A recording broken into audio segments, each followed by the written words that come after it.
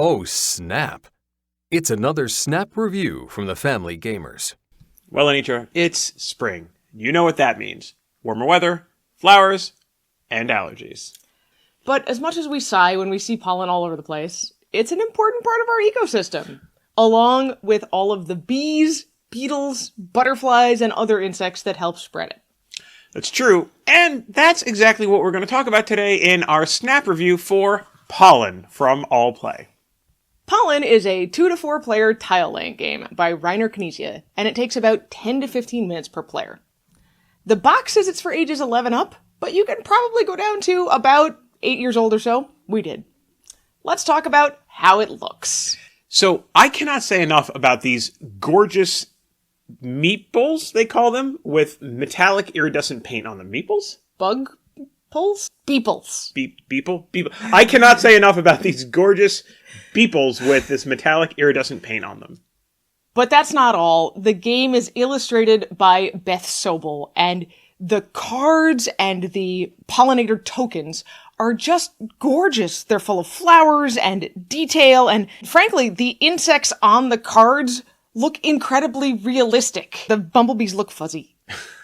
Not only is the art fantastic, the iconography is fantastic as well. The symbols could not be more clear, and they're placed in the corners, which makes scoring very easy to calculate. There's 4 colors in the game, and each one also is represented by a very distinct type of flower.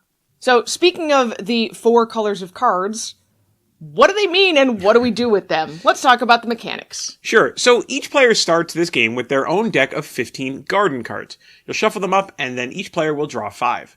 Put all the pollinator tokens in the bag and draw one of them face up as the next up token. Each turn, you'll plant, pollinate, and attract before drawing a card to end your turn. To plant, you place a garden card from your hand onto the table with a corner touching at least one of the pollinator tokens. To pollinate, you look for any pollinator tokens that are now surrounded by 4 garden cards. Each pollinator token shows one or more of the 3 pollinators, butterflies, bees, and beetles, and you'll score as many as show on the token. Stars on the cards are wild and can be counted multiple times for those different pollinators. Whoever wins a pollinator gets one of those super sweet bug meeples. Beeples! Beeples. After you pollinate, you attract. If there is an empty pollinator spot next to at least 2 garden cards of different colors, you'll take that next up token and put it there. If there's more than one spot like this, you're going to have to draw an extra token from the bag and pick where each one of those tokens go. Then replace the next up token. The game ends when one of the 3 meeple type runs out, or the pollinator tokens run out, or all players have run out of garden cards. Then it's time to score. Scoring has 3 parts. Everyone sorts out their 3 types of scoring beeples and looks for who has the majority in each type. If one player has the majority in 2 types, they automatically win. No other scoring is necessary. Otherwise, any player who does not have any majorities, they get eliminated. Of the players that are left, each one sets aside the meeples that gave them that majority and count up the bug meeples they have in the other 2 types of bugs. The player with the highest count of non-majority bugs wins the game. So, Anitra, let's talk about what we expected from this bug-themed game, Pollen. It's beautiful nature-themed art. Beth Sobel's name is right there on the front of the box, and you can tell from the way it looks.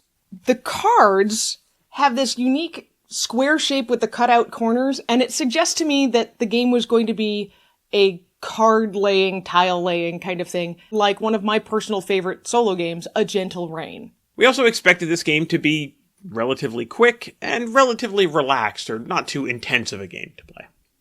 But let's talk about what surprised us about this game. First surprise, there's no actual matching of the cards. These are both butterflies, but it's not like you're like, oh, I'm going to put a butterfly card next to your butterfly card. Instead, it's about forming around a token and seeing who has the majority. Along those lines, it's less relaxed of a game than we expected. Yeah, it's not super crazy, but sometimes it gets a little bit intense when you really want to put a tile somewhere or a card somewhere and somebody else does it before you. There's also a lot of, oh, I really want to put a card here, but then I'm giving up a scoring meeple to somebody else, am I willing to do that? The game does strike a nice balance on analysis paralysis because there just aren't that many decisions to make, but you do run into the mental math of what you were just talking about. Well, and part of that is because the scoring itself is weird.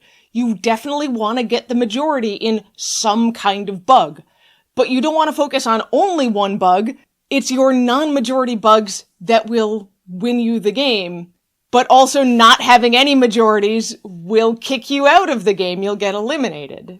And that leads to kind of our last surprise, which is wilds. Wilds in this game are really powerful. When you put a wild into a scoring area for a token, you're able to use it for each kind of bug, and that can really shift how the scoring works for any given token.